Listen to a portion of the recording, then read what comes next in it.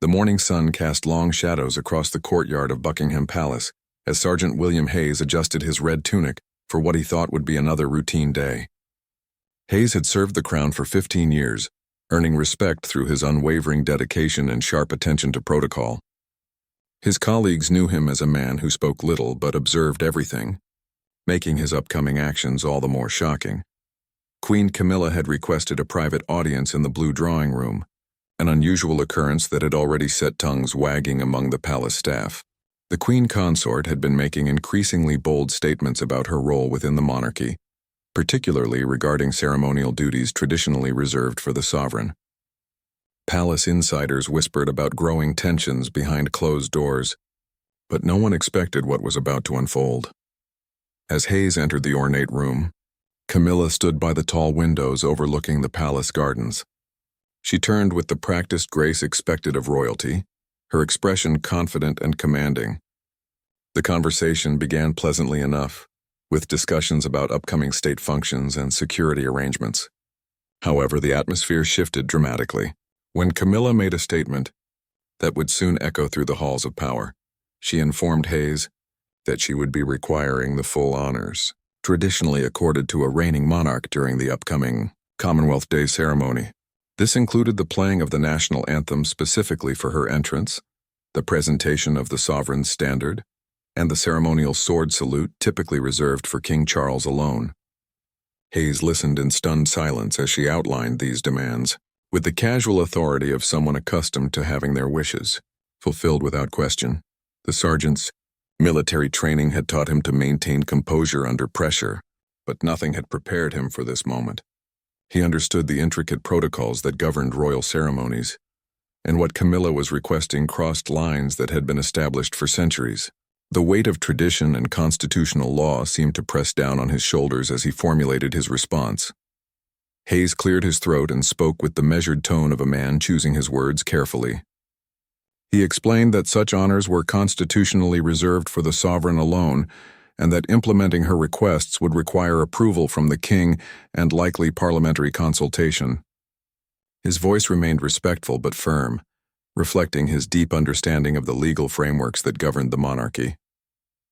Camilla's expression hardened at his words. She had clearly expected immediate compliance, not a lesson in constitutional protocol from a palace guard. The tension in the room became palpable as she pressed her point, emphasizing her position as queen consort and her belief that such distinctions were outdated formalities that needed modernizing. Her voice carried an edge that suggested she was not accustomed to having her authority questioned. The conversation continued for several more minutes, with Hayes maintaining his professional demeanor, while internally grappling with the implications of what he was witnessing. He had sworn an oath to serve the crown faithfully, but that same oath now seemed to demand that he resist what he viewed as an overreach of authority. The sergeant knew that his response in this moment would have consequences far beyond this private meeting. As the audience concluded, both parties maintained their positions. Camilla dismissed Hayes with a curt nod, clearly displeased with his response, while the sergeant departed with the heavy knowledge that he had just witnessed something that could shake the very foundations of the modern monarchy. The seeds of a major constitutional crisis had been planted in that elegant drawing room, and Hayes found himself at the center of a storm that was about to break across the British establishment. Walking through the palace corridors afterward, Hayes reflected on the gravity of what had just transpired. He understood that his duty extended beyond personal loyalty to any individual member of the royal family. His oath was to the crown as an institution, to the Constitution, and to the principles that had guided the monarchy through centuries of change and challenge. The decision he would make in the coming hours would define not only his own legacy, but potentially alter the course of royal history. The news of Sergeant Hayes's refusal to comply with Queen Camilla's demands spread through the palace like wildfire, though not through official channels. In the intricate ecosystem of royal staff, information traveled through whispered conversations in service corridors, meaningful glances exchanged during duty changes, and the subtle network of relationships built over years of shared service. Within hours, nearly everyone from the senior household staff to the newest footman had heard some version of what had transpired in the blue drawing room. Hayes himself remained silent about the encounter, maintaining the discretion expected of his position. However, his visible tension and the unusual nature of his private audience with the Queen Consort had not gone unnoticed by his fellow guards. Several of his closest colleagues approached him throughout the day, sensing that something significant had occurred but respecting his reluctance to discuss it openly. The sergeant's reputation for integrity and his deep knowledge of royal protocol gave weight to whatever had happened, even without details. Meanwhile, Queen Camilla was far from accepting Hayes's position quietly. She summoned her private secretary, Amanda Richardson, for an emergency meeting in her personal sitting room. Richardson, a seasoned palace administrator who had navigated numerous royal crises, listened with growing concern as Camilla recounted the morning's events. The Queen Consort's frustration was evident as she described what she characterized as insubordination from a mere palace guard. Camilla instructed Richardson to draft a formal complaint against Hayes, citing his failure to acknowledge her authority and his inappropriate lecture on constitutional matters. She wanted the sergeant disciplined and possibly removed from royal duties entirely. Richardson, however, recognized the potential explosiveness of such a move and carefully suggested that perhaps a more measured approach might be advisable. The experienced secretary understood that any formal action against Hayes would likely draw unwanted attention to the original incident. The Queen Consort's anger only intensified at what she perceived as another challenge to her authority. She made it clear that she expected her staff to support her position without question, regardless of their personal opinions about protocol or constitutional law. The conversation between Camilla and Richardson grew increasingly heated, with the Queen Consort demanding immediate action, and her secretary attempting to explain the potential ramifications of such a course. As word of the incident continued to spread, it reached the ears of Sir Clive Alderton, King Charles's private secretary and one of the most influential figures in the royal household. Alderton had served the monarchy for decades and possessed an encyclopedic knowledge of both formal protocol and the unwritten rules that governed palace life. He understood immediately that this situation had the potential to create serious problems for the institution he had dedicated his life to. Protecting Alderton discreetly reached out to several senior staff members to gather more information about what had actually occurred. His investigation revealed that Hayes had acted entirely within his rights and responsibilities as a member of the royal household. The sergeant's refusal to comply with constitutionally inappropriate requests was not only justified, but required by his oath of service. This realization filled Alderton with a sense of dread about the potential consequences if the matter escalated further. The private secretary faced a delicate balancing act. He needed to protect the institutional integrity of the monarchy while managing the personal sensitivities of the Queen Consort. Alderton knew that Camilla's position within the royal family was already subject to scrutiny from various quarters, and any public controversy about her understanding of constitutional limits could prove damaging to the broader reputation of the crown. Behind the scenes, other members of the royal household began to take sides, though always carefully and discreetly. Some staff members privately expressed support for Hayes's position, viewing it as a principled stand in defense of established protocol.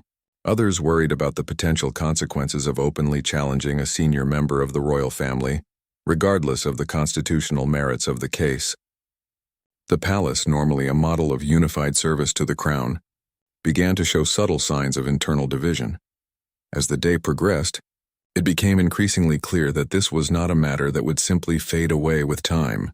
The fundamental questions raised by the incident touched on core issues of royal authority, constitutional limits, and the balance of power within the modern monarchy. The palace staff found themselves grappling with unprecedented questions about loyalty, duty, and the proper boundaries of royal prerogative in contemporary Britain. The situation reached a critical turning point when Queen Camilla decided to escalate the matter directly to King Charles. She requested an immediate private meeting with her husband, framing the issue as a serious breach of respect for her position within the royal hierarchy.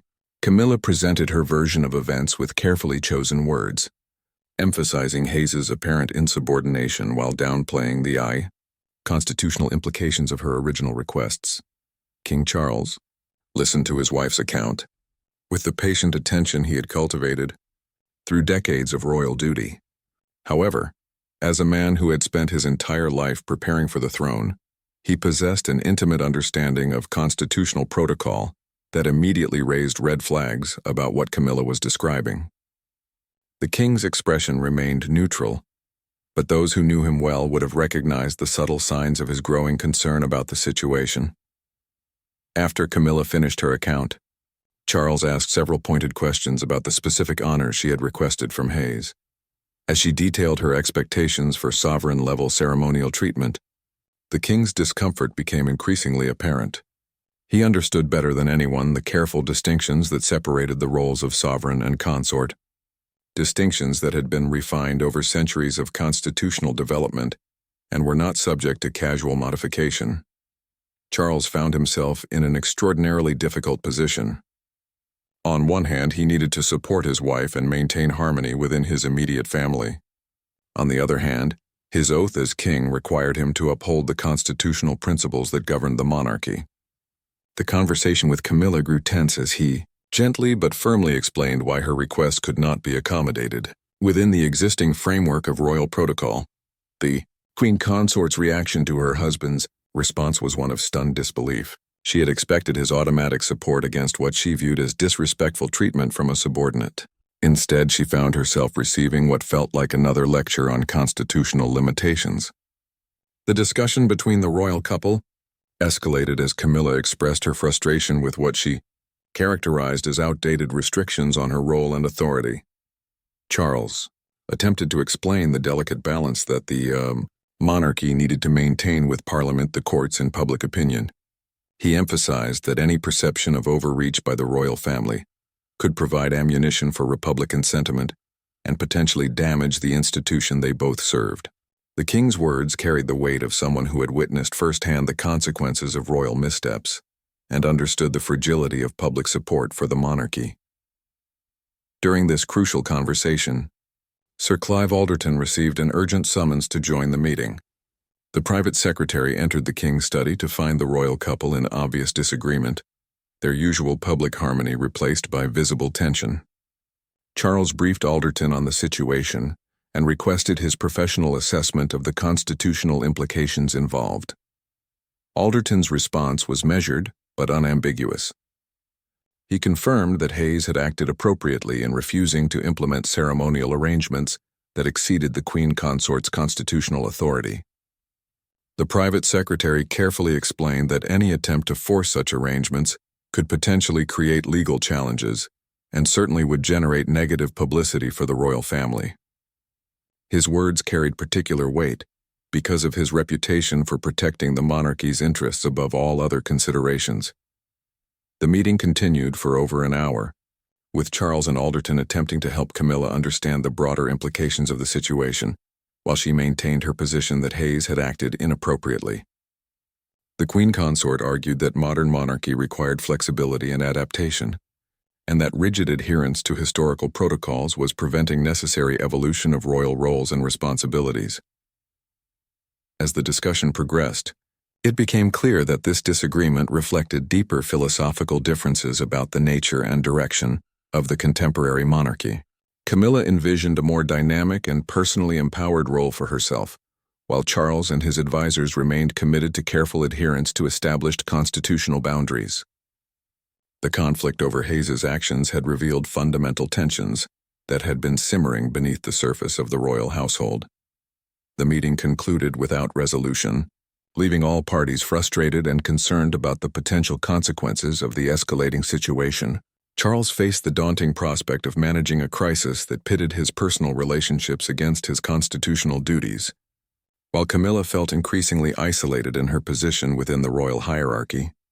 The stage was now set for a confrontation that would test the resilience of both the monarchy as an institution and the royal family as a personal unit.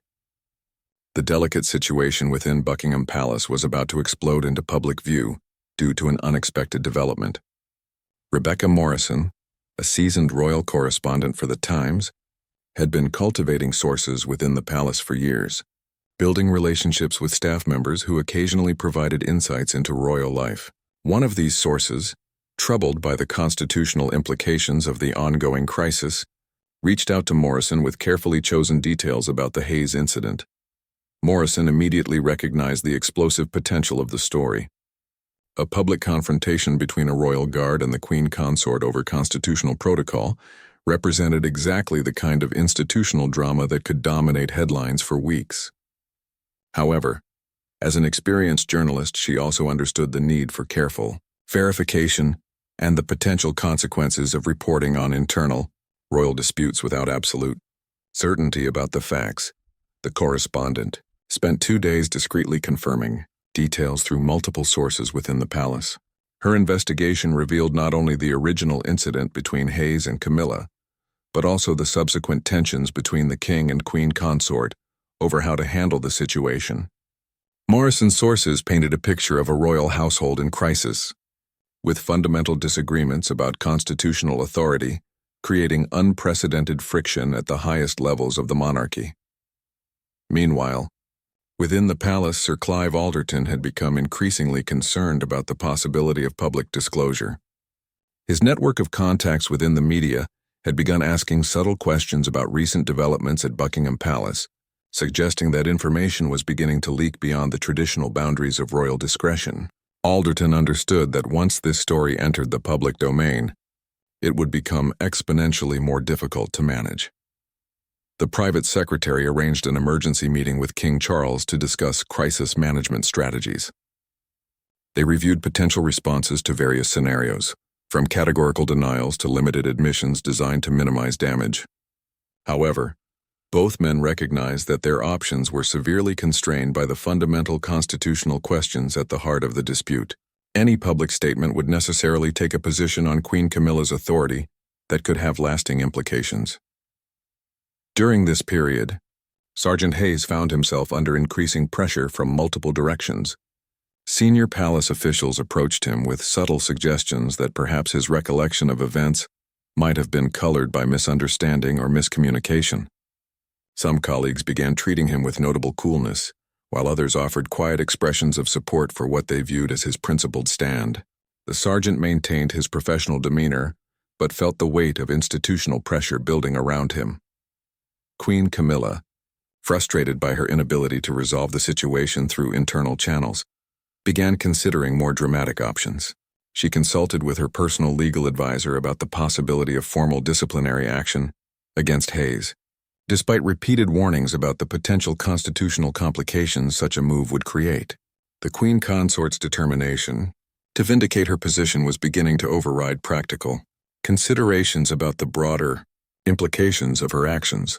The tension reached a breaking point when Rebecca Morrison contacted Buckingham Palace's press office requesting comment on her planned story about the constitutional dispute. The carefully worded inquiry made it clear that she possessed detailed knowledge of the incident and was prepared to publish regardless of any official response. The press secretary immediately escalated the inquiry to Sir Clive Alderton, who recognized that the palace's worst fears were about to be realized. Alderton's urgent briefing to King Charles painted a grim picture of the immediate challenges facing the monarchy. The private secretary explained that Morrison's story would likely focus on the constitutional implications of Queen Camilla's actions while portraying Hayes as a defender of traditional royal protocol. Such framing would inevitably raise questions about the Queen Consort's understanding of her role and could provide ammunition for critics who had always questioned her suitability for royal duties. The king faced an agonizing decision about how to respond to Morrison's inquiry. A categorical denial would likely be contradicted by the journalist's sources, potentially creating an even larger story about royal dishonesty. However, any acknowledgement of the incident would necessarily involve taking sides in the dispute between his wife and his guard, with profound implications for both his marriage and his monarchy. As news of Morrison's impending story spread through the upper echelons of the palace hierarchy, a sense of crisis began to pervade the institution. Senior staff members who had spent their careers managing the monarchy's public image found themselves grappling with a situation that seemed to defy conventional damage control strategies. The careful balance between transparency and discretion that had protected the royal family for decades was about to face its most serious test in years. The stage was now set for a public confrontation that would force the British people to confront fundamental questions about royal authority, constitutional limits, and the proper balance of power within their ancient but evolving monarchy. The morning of Rebecca Morrison's explosive article marked a watershed moment for the British monarchy. Published under the headline, "Palace Guard Defies Queen Consort Over Constitutional Protocol," the story sent shockwaves through Westminster, Fleet Street, and households across the United Kingdom. Morrison's carefully researched piece presented a detailed account of the incident, while raising profound questions about the balance of authority within the modern royal family. The article's impact was immediate and far-reaching. Within hours of publication, the story had been picked up by media outlets across the globe, with international newspapers and television networks scrambling to provide their own analysis of what many characterized as a constitutional crisis. Social media platforms exploded with commentary, ranging from support for Hayes's principled stand to criticism of what some viewed as an inappropriate challenge to royal authority. Parliament found itself drawn into the controversy as MPs from various parties demanded clarification about the constitutional implications of the incident. Several prominent constitutional scholars were quoted in follow-up articles expressing concern about the precedent that might be set if Queen Camilla's position were to be upheld. The Speaker of the House of Commons faced increasing pressure to allow emergency debates about royal prerogative and the limits of consort authority. Within Buckingham Palace, the mood was one of barely controlled panic. Sir Clive Alderton found himself fielding dozens of media inquiries while attempting to coordinate a coherent response strategy. The press office, normally skilled at managing royal publicity, struggled to address the fundamental constitutional questions raised by the story without taking positions that could further inflame the situation. King Charles convened an emergency meeting with his senior advisors to assess the damage and plan their response. The discussion was frank and sometimes heated, with various officials proposing different strategies for containing the crisis. Some advocated for a strong public defense of Queen Camilla's position, while others argued for a clear statement supporting Hayes and reaffirming traditional constitutional boundaries. The king himself appeared visibly strained by the pressure of the situation. Those present at the meeting later described him as torn between his personal loyalty to his wife and his institutional responsibilities as sovereign. Charles understood that his response to this crisis would likely define the early years of his reign and could have lasting implications for the monarchy's relationship with Parliament and the public. Queen Camilla's reaction to the article was one of fury and disbelief. She felt betrayed by what she viewed as unauthorized disclosure of private royal business, and demanded immediate action to identify and punish the source of the leak. Her anger was directed not only at the media, but also at palace staff members whom she suspected of disloyalty. The Queen Consort's response to the crisis seemed to confirm some of the concerns raised in Morrison's original reporting. Meanwhile, Sergeant Hayes found himself thrust into an unwanted spotlight as the central figure in a national constitutional debate. Reporters attempted to contact him for comment, while legal experts debated whether his actions represented appropriate adherence to protocol or inappropriate insubordination. The sergeant maintained his professional silence, but the pressure of media attention and public scrutiny began to take a visible toll on him and his family. The political establishment's response to the crisis was swift and largely critical of Queen Camilla's position.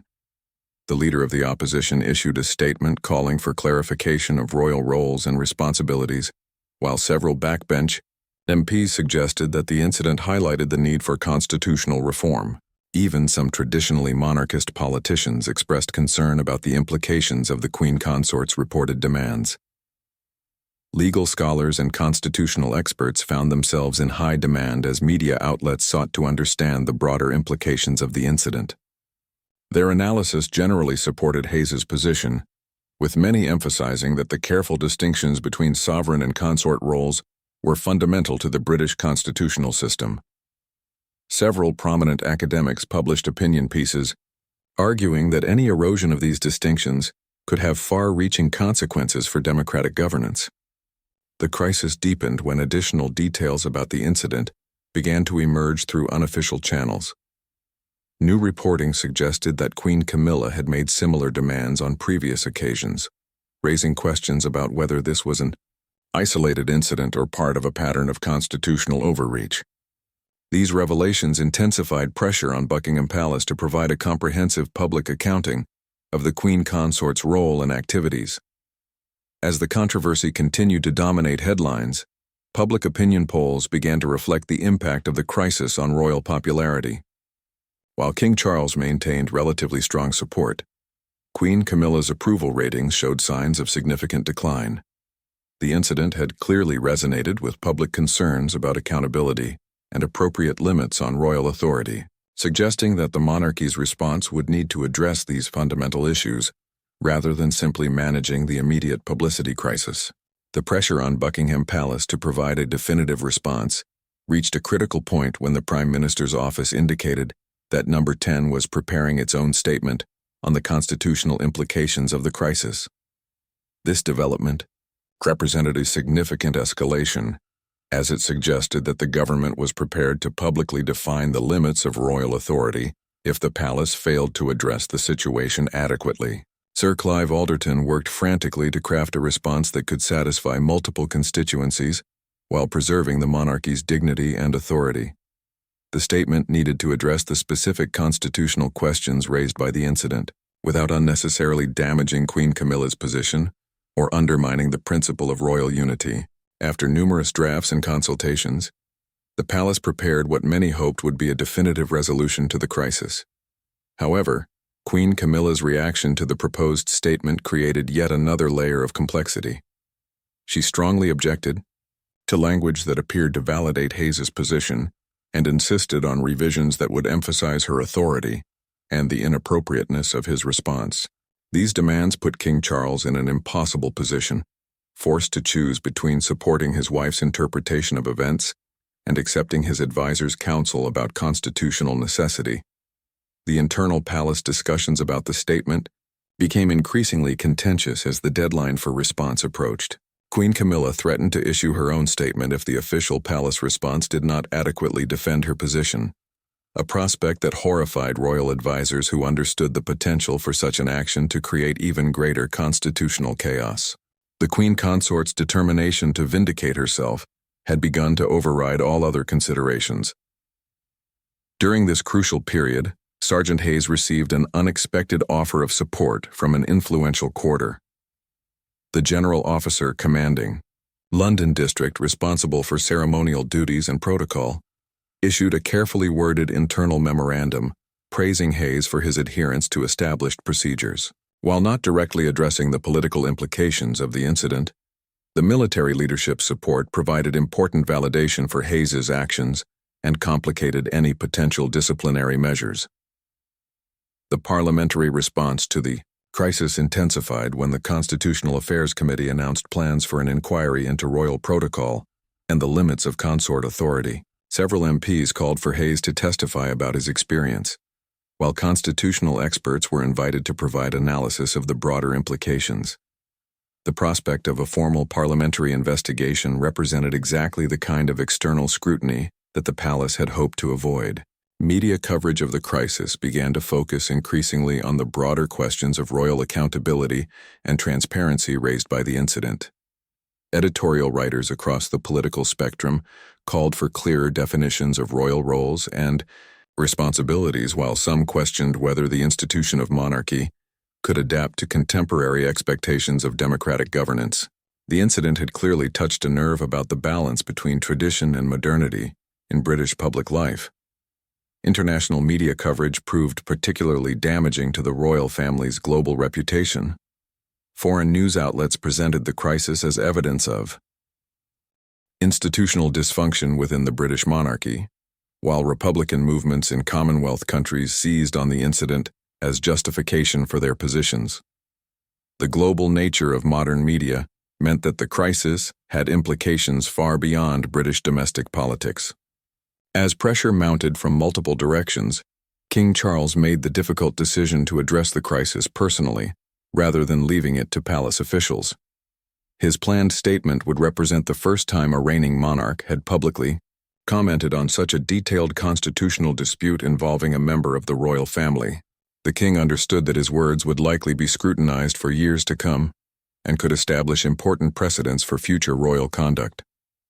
The preparation of the king's statement involved extensive consultations with constitutional experts, government officials, and senior clergy. Every word was carefully chosen to balance the competing demands of personal loyalty, institutional integrity, and constitutional propriety. The statement needed to resolve the immediate crisis while establishing clear principles that could guide future royal conduct and prevent similar controversies. Queen Camilla's response to news of her husband's planned statement was one of profound displeasure and growing isolation. She felt abandoned by the very institution she had hoped to serve and transform, while the king found himself caught between his duty as sovereign and his obligations as a husband. The personal cost of the constitutional crisis was becoming as significant as its political implications. The anticipation surrounding the king's statement reached fever pitch as media outlets prepared extensive coverage and analysis. Constitutional experts positioned themselves to provide immediate commentary, while political leaders prepared their own responses to whatever position the monarch might take. The stage was set for a moment that would likely define the early years of Charles's reign and potentially reshape public understanding of royal authority in modern Britain. King Charles's unprecedented statement was delivered from the throne room at Buckingham Palace on a gray Tuesday morning, broadcast live across the United Kingdom and around the world. The monarch appeared composed but visibly burdened as he addressed the nation about the constitutional crisis that had engulfed his family and threatened the stability of the institution he had inherited. The king's words were measured and carefully chosen, reflecting weeks of preparation and consultation with constitutional experts. He acknowledged the public concern about the incident involving Sergeant Hayes and Queen Camilla, while emphasizing his commitment to upholding the constitutional principles that governed the monarchy. Charles made it clear that the distinctions between sovereign and consort roles were fundamental to the British system and could not be altered through individual interpretation or desire. Most significantly, the king publicly praised Hayes for his adherence to established protocol and constitutional duty. This royal endorsement of the sergeant's actions effectively ended any possibility of disciplinary measures while sending a clear message about the importance of institutional integrity over personal preferences. The statement represented a remarkable moment of royal transparency and constitutional clarity that few observers had expected. The immediate reaction to the king's statement was overwhelmingly positive from constitutional experts and political leaders across the spectrum. The Prime Minister issued a statement praising the monarch's commitment to constitutional principles, while opposition leaders acknowledged the wisdom of his approach. Legal scholars hailed the statement as a masterful resolution of a potentially explosive crisis that could have had lasting implications for British governance. However, the personal cost of the king's decision became immediately apparent. Queen Camilla was notably absent from the broadcast and subsequent royal engagements, leading to intense speculation about the state of the royal marriage. Palace sources, speaking anonymously, suggested that the queen consort felt deeply betrayed by her husband's public position and was reconsidering her role within the royal family. The aftermath of the crisis saw significant changes within the palace hierarchy. Several staff members who had supported Queen Camilla's position found themselves marginalized, while those who had maintained constitutional principles gained influence. Sir Clive Alderton's reputation was enhanced by his skillful management of the crisis, while new protocols were established to prevent similar constitutional overreach in the future. Sergeant Hayes, meanwhile, found himself transformed from an anonymous palace guard into a symbol of institutional integrity and constitutional duty. He received private thanks from senior military officers and government officials, while maintaining his characteristic discretion about the entire affair.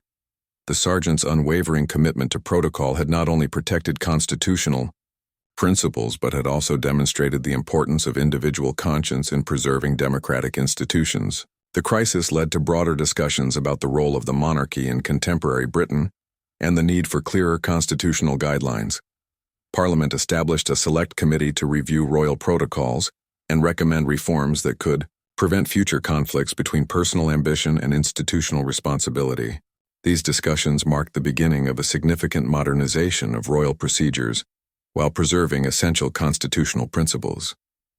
Queen Camilla's position within the royal family remained uncertain for several months following the crisis. While she eventually resumed her public duties, her role was significantly more restricted than she had originally envisioned.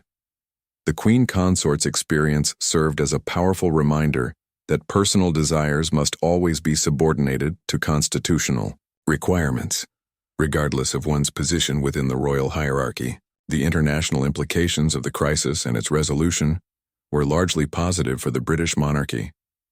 Foreign governments and media outlets praised King Charles's handling of the situation as evidence of the institution's ability to adapt and reform while maintaining its essential character. The crisis had paradoxically strengthened rather than weakened confidence in the constitutional monarchy as a system of governance. Looking back on the events, historians would likely mark this crisis as a defining moment in King Charles's reign and a crucial test of the monarchy's resilience in the modern era. The king's willingness to prioritize constitutional duty over personal relationships had demonstrated that the institution remained capable of self-correction and adaptation when fundamental principles were at stake. The legacy of the Hayes incident extended far beyond the immediate participants. It established important precedents about the limits of royal authority, the importance of constitutional protocol, and the role of individual conscience in protecting democratic institutions. Most importantly, it showed that even in an ancient monarchy, the rule of law and constitutional principle could prevail over personal ambition and institutional pressure. The crisis ultimately strengthened rather than weakened the British constitutional system, proving that the careful balance of powers and responsibilities developed over centuries remained relevant and effective in contemporary circumstances. The monarchy had faced its greatest test in years and emerged with its essential integrity intact, though forever changed by the experience.